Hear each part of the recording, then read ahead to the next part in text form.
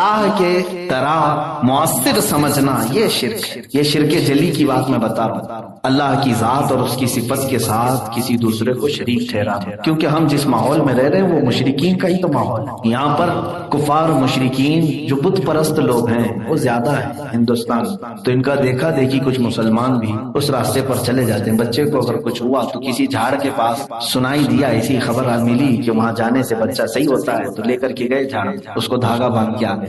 کیوں؟ جھاڑ کیا کرنے والا ہے؟ تو یہ عقیدہ مشرکین کا عرب میں بھی تھا۔ اسی طرح مزارات پر اولیاء کاملین کے ہاں جا کر کے یہ دھاگے باندھنا، تالے باندھنا، یہ تمام چیزیں صحیح سند سے کہیں پر بھی اسلامی ثبوت میں نہیں ہے۔ آپ عقیدہ اہل سنت پر ہیں۔ مزارات اولیاء ہمارے لیے اس لیے ہے کہ ان سے سفارش کی جائے کہ وہ اللہ کے مقبول بندے ہیں، وہ اپنی قبروں سے اگر اللہ کی بارگاہ میں ہمارے لیے سفارش کر دیں تو اللہ ہمیں شفا عطا فرمائے، یہ عقیدہ ہونا چاہیے۔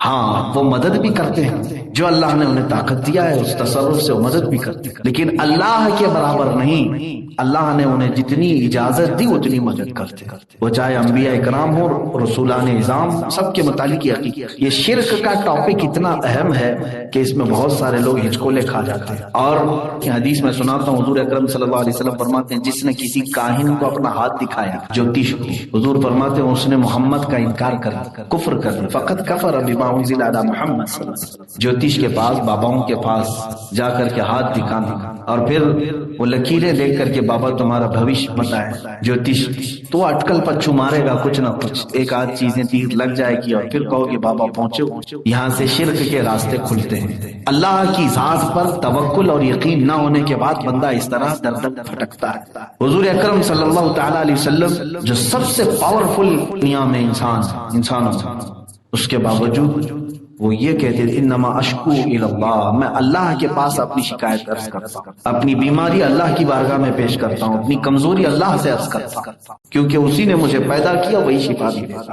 ہاں کچھ چیزیں ذریعہ ہوتے ہیں، لیکن اس پر یقین کر لینا اور اصل خالق پر یقین چھوڑ دینا، یہاں سے شرک کا دروازہ کھلتا ہے۔ یہ کبیرہ گناہ جس لسٹ میں یہ پہلا نمبر ہے، اشراک باللہ، اللہ سے شرک کرنا۔ ایک بات یاد رکھو، اگر ان حالات میں موت آ گئی، معاذ اللہ رب العالمین، شرک کی موت جس میں جہنم میں ہمیشہ کے لیے اسے لے جاتا ہے، فی ناری جہنم و فیہا خالدون، اللہ نے فرمایا کہ وہ جہنم کی آگ میں رہے گا اور ہمیشہ کے لیے جلے گا۔ کون؟ جو اللہ کے ساتھ شرک کیا۔ باقی گناہوں کی معافی ہو سکتی ہے، شرک کی نہیں۔ یہ شرک جلی میں بتا رہا ہوں، جلی۔ اب شرک خفی کیا ہے؟ ایک چھپا ہوا شرک ہے، یہ بڑے گناہوں میں سے انسان اس میں انجانے میں کر جاتا ہے، لیکن یہ بڑا گناہ ہے۔ حضور اکرم صلی اللہ تعالی علیہ وسلم نے فرمایا ریاکاری، دکھاوا کرنا، یہ شرک خفی۔ کوئی عمل اگر تم نے دکھاوے کے لیے کیا تو یہ چھپا ہوا شرک۔ مثال میں بتا رہا، آپ کھڑے ہوئے نماز کے لیے، نماز کس کے لیے پڑھ رہے ہیں آپ؟ اللہ کے لیے، لیکن میرے لیے بھی اگر نیت آ گئی تمہاری کہ یہ بھی دیکھ رہے ہیں مجھ کو، کس کے ساتھ شریک کر دیا؟ یہ ہوتا ہے شرک خفی۔ نماز میں اگر تم نے یہ خیال کیا کہ فلاں بھی مجھے دیکھ رہا ہے تو میں اس کے لیے بھی تھوڑا سا صحیح ہو کر کے نماز پڑھ لوں، تو گویا کہ تم نے ایک عبادت میں دو لوگوں کو شریک کر لیا، ایک اللہ کو اور پھر یہ دوسرے لوگ۔ عزیزان گرام، یہ ہے شرک خفی۔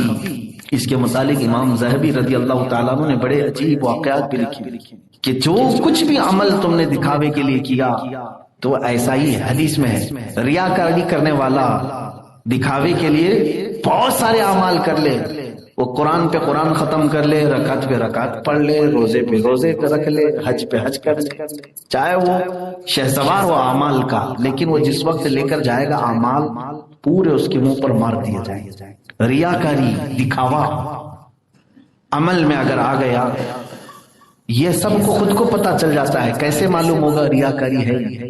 یہ تمہیں خود ہی معلوم ہو جاتا ہے کہ اگر میری عبادتوں کو دیکھ کر لوگ میری تعریف کر رہے ہیں تو گویا کہ تم نے اب تک کی عبادتیں دکھاوے کے لیے کیا۔ ریاکاری کیسے پتا چلے کہ تمہارے اندر ہے یا نہیں؟ تو فرمایا گیا کہ تم اپنی نیکیوں کو ایسے ہی چھپاؤ جیسے گناہوں کو چھپاتے ہو۔